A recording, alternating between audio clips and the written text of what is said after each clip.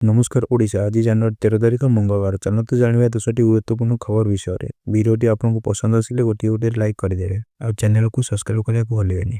केंद्र सरकार आसंता फेब्रुआरी 1 तारिख 2026-2027 आर्थिक वर्षर बजेट पेश करेंगे। लोकसभा बाचस्पति ओम प्रकाश बिरला यह स्पर्श करथिबा बेले एही बजेट अर्थमंत्री निर्मला सीतारामन को नवम बजेट हेबो। एहासह जनवरी 28 रु संसद रे बजेट अधिवेशन आरंभ हेबो। प्रथम दिन राष्ट्रपति द्रौपदी मुर्मू संसदर मिलित अधिवेशन को संबोधन करेंगे। भारत और यूरोपीय संघ अर्थात ईयू मध्य वाणिज्य आलोचना चूड़ांत पर्यायर पहुंचीथिबा नै सूचना देइछन्ति। शिल्प और वाणिज्य मंत्री पीयूष गोयल से कहिसन्ति जे एहा सहित युक्तराष्ट्र अमेरिका सह द्विपाक्षिक वाणिज्य आलोचना मध्य चलिछि। गुजरात राजकोट रे आयोजित आंचलिक एमएसीएम सम्मेलन रे जोगदे से यही सूचना देइछन्ति।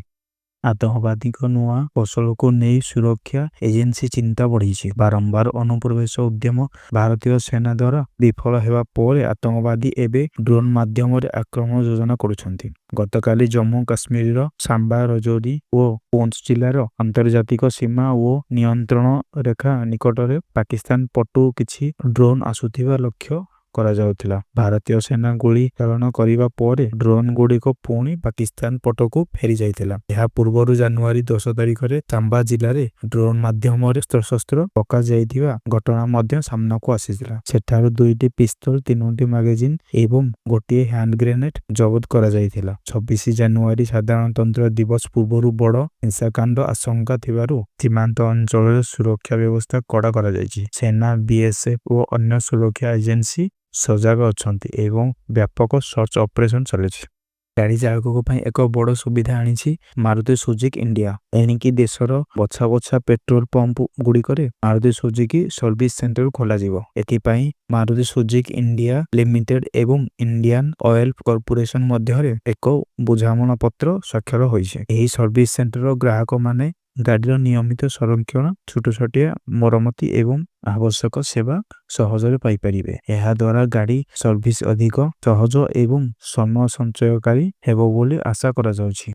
साउदी अरब रे बेआईन प्रवासी विरोध में बड़ धरणर अभियान आरंभ होइछि। साउदी गृह मंत्रालय रिपोर्ट अनुसार जनवरी 1 रु 7 मध्य देशव्यापी मिलित अभियान रे 3836 जन बेआईन प्रवासी को गिरफ्त करा जाइछि। एहा मध्यरु 10,000 रु अधिक लोकों को देशांतर करा जाइछि एवं अवशिष्ट लोकों को देशरु बाहर करिबा पई प्रस्तुति चलिछि। रिपोर्ट अनुसार 11,710 जन वासस्थान आईन उल्लंघन करिथिबा बेले 4,239 जन सीमा सुरक्षा नियम उल्लंघन करथिले। सेहीपरि 2,883 जन श्रम आईन उल्लंघन करुथिबा जଣା पड़िछि। साउदी सरकार कहिसंती आईन उल्लंघनकारीଙ୍କ विरोधरे एही अभियान आगको मध्य जारी रहिबो।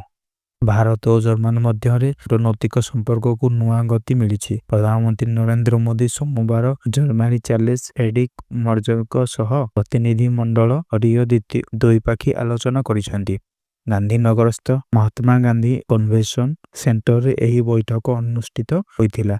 एथिरे विदेश मंत्री एस जयशंकर, जातीय सुरक्षा परामर्शदाता अजित डोभाल और विदेश सचिव विक्रम मिश्र उपस्थित थिले। 2 दिनिया भारत गस्तर आसीथिबा जर्मनी चार्ल्सर सकाळे अहमदाबाद रे पहुंचीथिले। एही अवसर रे 2 राष्ट्रमुख गुडी महोत्सव उद्घाटन गांधी आश्रम परिदर्शन करथिले। आलोचना समय प्रधानमंत्री मोदी जर्मन विश्वविद्यालय माननकु भारत रे कैंपस स्थापन करिबा पई निमंत्रण करथिले। मोदी कहिथिले भारत जर्मनी अर्थनैतिक सहयोग केवल 2 देश पई नुहे बरं समग्र मानवता पई गुरुत्वपूर्ण। मिलित सांबादिक सम्मेलन रे 2 देश मध्य गभीर ऐतिहासिक और दार्शनिक संपर्क को उल्लेख करा जाउथिला। एहा सह भारत जर्मनी कूटनैतिक संपर्कर 75 वर्ष और रणनीतिक सहभागिता 25 वर्ष पूर्ति पूर्ण करा जाइछि। सेमिकंडक्टर और एआई क्षेत्र में भारत दृढ़ गति रे आगो बढ़ुछि। एआई विद्युतजान एवं कंज्यूमर इलेक्ट्रोनिक्स क्षेत्र में चाहिदा बढ़िबारु सेमिकंडक्टर आवश्यकता बेसी वृद्धि पाइछि। एही परि क्षेत्र रे केंद्र इलेक्ट्रोनिक्स और आईटी मंत्री अश्विनी वैष्णव सूचना दैछन्ति जे सेमिकंडक्टर शिल्प ସମ୍ପର୍କିତ 10ଟି ପ୍ରକଳ୍ପ ଭାରତ ପୂର୍ବରୁ ମଞ୍ଜୁରୀ ଦେଇସାରିଛି। ଏହା ମଧ୍ୟରୁ 4ଟି କାରଖାନାରୁ ଚଳିତ ବର୍ଷ ବାଣିଜ୍ୟିକ ଉତ୍ପାଦନ ଆରମ୍ଭ ହେବାର ଆଶା ରଖାଯାଇଛି। ଏହି ପ୍ରକଳ୍ପ ଗୁଡ଼ିକ ହେଉଛି CG semi, Kaynes technology, Micron technology ଓ Tata electronics Assam. Semiconductor design ଏବଂ ଦକ୍ଷ ମାନବ ସମ୍ବଳ ବିକାଶ କ୍ଷେତ୍ରରେ ମଧ୍ୟ ଭାରତ ଅଗ୍ରସର କରିଛି। 23ଟି ଷ୍ଟାର୍ଟଅପ୍ ଡିଜାଇନ କ୍ଷେତ୍ରରେ ସାମିଲ ହୋଇଥିବା ବେଳେ 313ଟି ବିଶ୍ୱବିଦ୍ୟାଳୟରେ ଦକ୍ଷତା ବିକାଶ କାର୍ଯ୍ୟକ୍ରମ ଚାଲିଛି। ଏହାଦ୍ୱାରା ଦେଶରେ ସେମିକଣ୍ଡକ୍ଟର କ୍ଷେତ୍ରରେ ଏକ ଶକ୍ତିଶାଳୀ ପରିବେଶ ସୃଷ୍ଟି ହେଉଛି।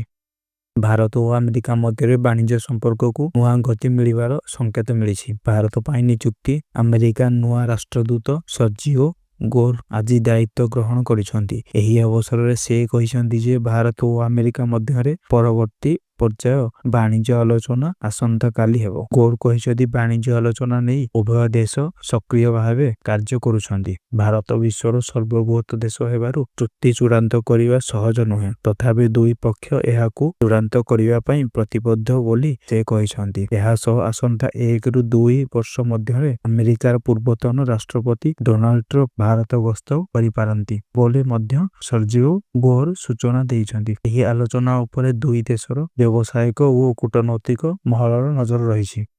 ନୂଆବର୍ଷ ଆରମ୍ଭରୁ ଭାରତ ମହାକାଶ ଗବେଷଣା ସଂସ୍ଥା ଇସ୍ରୋକୁ ଏକ ବଡ଼ ଝଟକା ଲାଗିଛି। 19 ମିଶନର ଉତ୍କ୍ଷେପଣ ମଧ୍ୟରେ ଯାନ୍ତ୍ରିକ ତ୍ରୁଟି ଦେଖାଯିବାରୁ ମିଶନ ଫେଲ୍ ହୋଇଯାଇଛି। PSLV ରକେଟ ମହାକାଶରେ ଦିଗହରା ହୋଇଯାଇଥିବା ବେଳେ ସାଟେଲାଇଟ୍ ନିର୍ଦ୍ଧାରିତ କକ୍ଷପଥରେ ପହଞ୍ଚି ପାରିଲା ନାହିଁ। ଇସ୍ରୋ ପକ୍ଷରୁ ଦିଆଯାଇଥିବା ସୂଚନା ଅନୁସାରେ ଲଞ୍ଚିଂ ପ୍ରକ୍ରିୟାରେ ତୃତୀୟ ଚୟନରେ ଯାନ୍ତ୍ରିକ ତ୍ରୁଟି ଦେଖିବାକୁ ମିଳିଥିଲା, ଯାହାର ପ୍ରଭାବରେ ମିଶନକୁ ସଫଳ କରାଯାଇ ପାରିଲା ନାହିଁ। ଇସ୍ରୋ କହିଛି ଏହି ବିଫଳତାର ପ୍ରତ୍ୟେକ ଦିଗର ଗଭୀର ତଦନ୍ତ କରାଯିବ ଏବଂ ଆଗାମୀ ମିଶନଗୁଡ଼ିକରେ ସୁଧାର ଆଣିବାର ଇସ୍ରୋର ଏହି ମିଶନ ଫେଲ୍ ନେଇ ଦେଶବ୍ୟାପୀ ଚର୍ଚ୍ଚା ଜାରି ରହିଛି।